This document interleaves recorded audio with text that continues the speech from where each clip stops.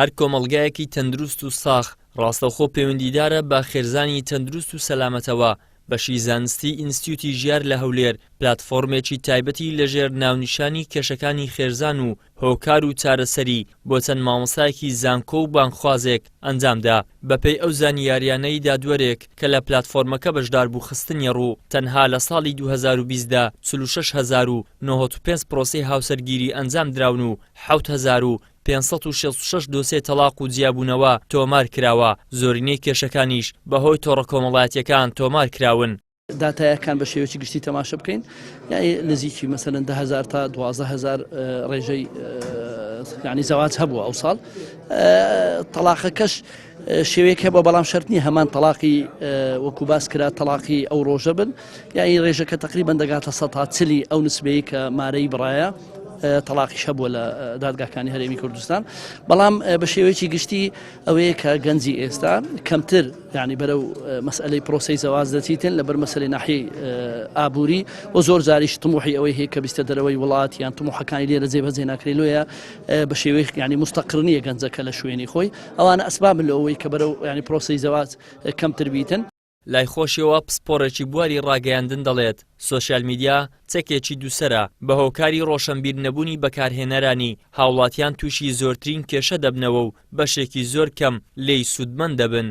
وەکو شمشێرێکی دووسەر وایە، هەم باشی هەیە و هەم خراپی هەیە، بەڵام بە شێوەیەکی گشتی بەڕاستی بەهۆی ناهۆشیاری بەکارهێنانی سۆشیال میدیا چ لەسەر ئاستی گیان بێ و لە چ لە ئەستی ناوخۆ و هەرێمی کوردستانیش بێ، ئەتوانە بڵێم زیاتر کاریگەری نەرێنی زۆرتر بووە. ئەویش لە چەند ڕەهەندێکەوە، یەکەم لە ڕووی گۆڕانکاری لە داب و نەریت و عاداتی و تەقالیدی کۆمەڵگە، لە ڕووی کاریگەری لە ڕووی تەندروستی و نەفسی و کەسی مرۆڤەکان، لە ڕووی مەسلەی کەسایەتی و شخصیەت و ئەوەی کە پێی ئەوەترێ مەسلەی جنس و ڕەگەز و ئەوانە، لە ڕووی بەهەدەردانی سەروەت و سامان و ماڵ تا ئاستێکی زۆر چ کێشانەوە بێ لەو بەکاربێرانی سۆشیال میدیا. مامۆستا و بانکخوازێکی ئاینیش پێی وایە هۆکارەکان زۆرن بۆ دروستبوونی کێشەی خێزانی، بەڵام سۆشیال میدیا و ڕۆشنبیر نەبوونی ژن و مرد لە بەکارهێنانیدا هەروەها نەزانینی مافی یەکتری سەرتۆپی هۆکارە باوەکانی ئەم قۆناغن. بەڕاستی کێشە خێزانەکانمان ئێستا زۆرن، ئەنی بەڕاستی کێشەکان زۆرن. یەک لەوانی کە زۆر کێشەی لێ دروست دەبی ئەو سۆسیال میدیایە. بەڕاستی نەزانینی بەکارهێنانی مۆبایل و ئەو بەرنامانی کە لە ناو مۆبایلیدا هەنا لە ناو ئەنتەرنێتیدان وەکو واتساپ و ڤایبەر و یان تیکتۆک و ئەوانە بەڕاستی ئەوەی کێشەی زۆر دروست کردەوەی کردێکە دڵپیسێک ڕووبدا، غێر تەفاهومێک ڕووبدا لە بەینی ژن و مرد. خاڵێکی تر کە بەڕاستی ئەوەیە کە باسیشم کرد، نەزانینی حق و مافی یەکتر. ئەخە ئەو ژنەی کە ئەتوو دەینی برای عەزیزم کۆمەڵێک حق و مافی لەسەرتە دەبێت، وەکو حق و مافانە بدەی کە مافەکان نادەی ئەلێرە مشکلات دروست دەبێت. بالعکسش یعنی بەڕاستی ژنیش کە مێردەکە کەس کە مێردەکە کۆمەڵێک مافی دەکەوتە سەرێ، نەزانینی ئەو مافانە خۆی لە خۆدا کۆمەڵێک کێشەک دروست دەکات.